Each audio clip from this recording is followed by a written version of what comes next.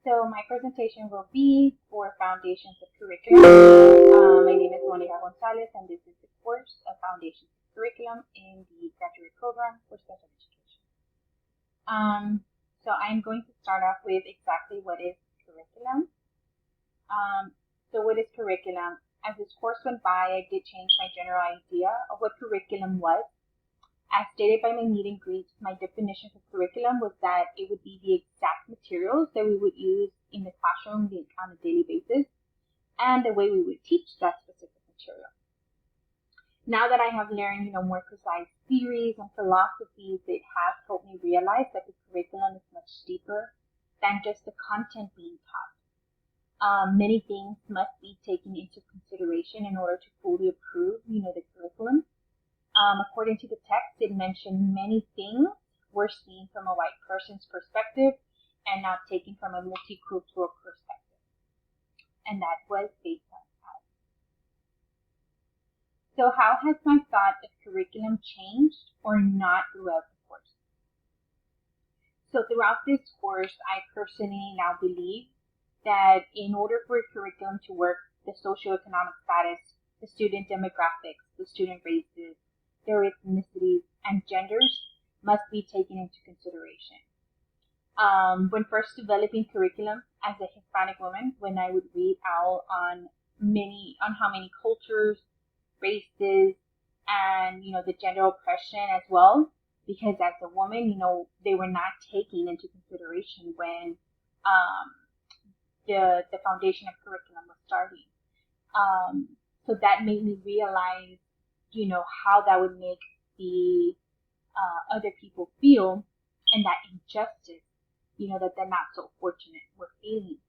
According to the theorist George Sanchez, he was against the standardized testing and segregation based in proficiency English.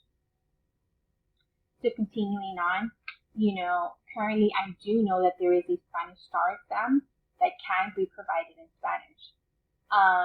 So I believe that his work did not go unnoticed.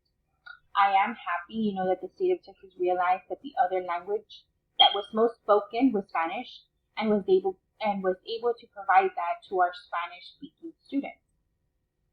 So just how the state was able to provide an alternative language exam, the state should also analyze the fact of how curriculum could be changed based on the many factors that surround our students. They could analyze the majority of the populations around the different regions in Texas and be able to provide, to the students a curriculum that would benefit and support the students in that specific area, in that specific region. So what is worthwhile in curriculum? A curriculum must be evolved around, the child-centered ideas. If the administration cannot understand their students' backgrounds, their social economic status, the language barriers, and cultures when applying and teaching the curriculum that they have approved, then we are technically back to the beginning.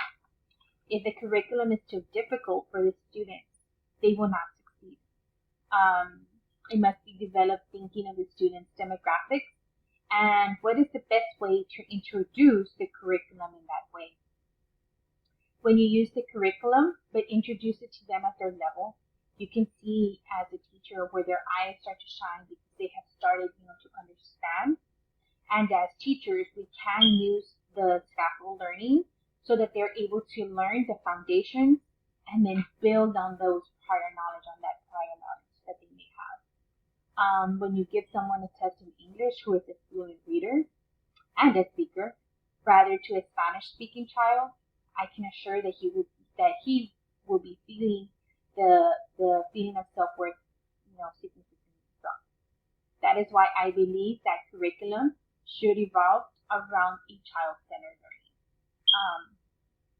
Here I did include a little image where when the child-centered learning, they're wanting to learn, they have a challenging, and they're able to take that risk. They learn by playing, by experimenting, and then they succeed. And that is one of the main things that we need to see and focus on our kids. The linking and the internalization of the material, that is super important. And then noticing, like I mentioned, what are they going through, what language barriers they may have, what background do they have. So I truly believe that curriculum should be, evolved around the child's learning. So for my chosen theorist and why I feel their work is influential. My chosen theorist is Ralph Taylor. He has been called by some as the father of education, evaluation, and assessment because I like how he analyzes how schools should be planning for the unexpected. I like his model because it involves giving special attention to that planning phase. Additionally, he does base it on the educational objectives. In other words, he should not be stated in big terms such as the knowing, appreciating, and understanding, but in terms of describe in rather precise terms how the students would behave after the period of study. And this is in Clifford.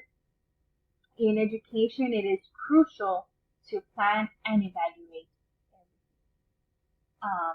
So a continuation, for example, in my campus, we always do what is called a backwards planning. We go ahead and do the plans for the month and what specific teachers we will be covering in that upcoming month.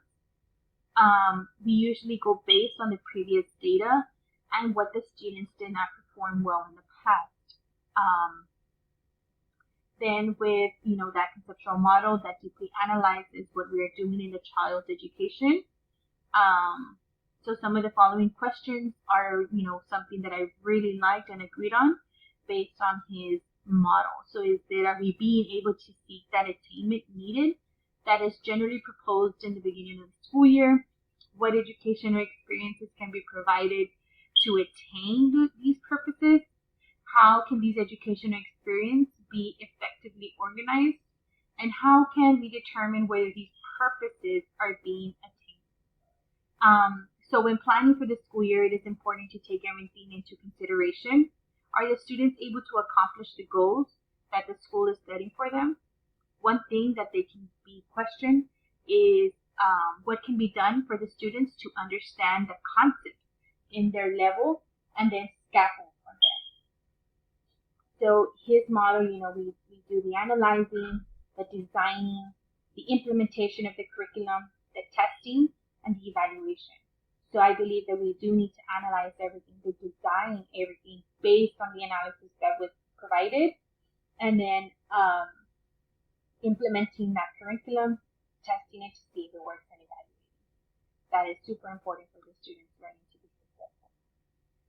So some conflicts that I did see is, according to this article, I know that Ralph Taylor has had his fair share of critics in his idea what curriculum should be. Some critics have characterized it as an outdated and theoretical, suitable only to administrators keen on controlling the school curriculum in ways that are unresponsive to teachers and learners. I find this to be incorrect, as this model, if analyzed and presented correctly, should be easier to implement on a daily basis. So how does my theorist shape the field of curriculum and that of the future? So Ralph Taylor shapes the field of curriculum in the future by schools being able to abide by his conceptual model, being able to deeply analyze in the beginning of the school year, taking everything into consideration. What demographics surround your campus, the social economic status, the gender differences, because, for example, one year we had a lot more boys than girls. And we do see that learning sometimes is different between the genders. Taylor believed that the structure of the school curriculum also had to be responsive to three central factors that represent the main elements of an educative experience, which is the nature of the learner, which involve the developmental factors, their learning interests and needs, life experiences, and number two, the values and aims of society, which is their democratic principles, values, and attitudes, and the knowledge of subject matter, what is believed to be worthy and usable knowledge. And this is the Tyler model of curriculum design. So how does my overall bracket winner align with my general idea of curriculum and what is worthwhile in the curriculum? So my overall bracket winner aligns with the general idea of what curriculum is, and I believe it would be beneficial for the students. Like I mentioned before, Ralph Taylor was my bracket winner because I believe in the way of wanting to know the educational objectives, behaviors, developmental factors, the learner interests and needs, life experiences, and how all that will affect the student and benefit their learning. I know many campuses have successfully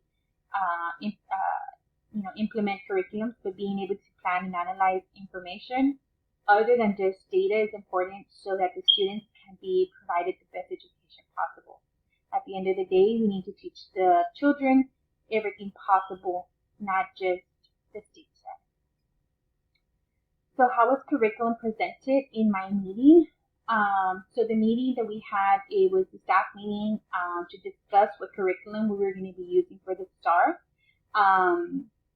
So many things were discussed, but also what we would be using in order to get the students ready for the STAR exam. At our campus, we call it a mastery machine.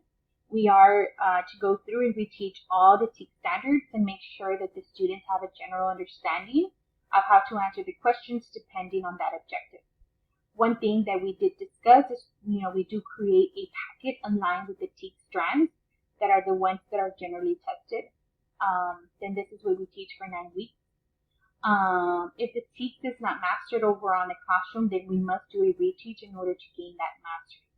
At the campus, they use a different curriculum for math, but since I would generally focus more on the reading, we had to create practically a curriculum which would help the students pass the STAR exam, and which includes the TEKS. So in my meeting, there wasn't so much of theory involved, that I can see where Ralph Taylor does play an important role in order to be planning for those education objectives covered, because by the end of the school year, we are able to reach the taught objectives in just those 9 weeks so that the students can be able to be successful in their state exam. So do I agree or disagree with the meeting and why? I do agree to some extent, because some TEKS are covered in the beginning of the school year and students tend to forget, or at times they are absent. So being able to go back and do a small lesson to refresh their memory before exams does become beneficial for students. We do have a STAR Mastery workbook that students can follow. However, we're not having a specific curriculum to follow for STAR Mastery. It does make it hard on teachers to know exactly if the packets are the best option for students to have, based on the curriculum that needs to be taught.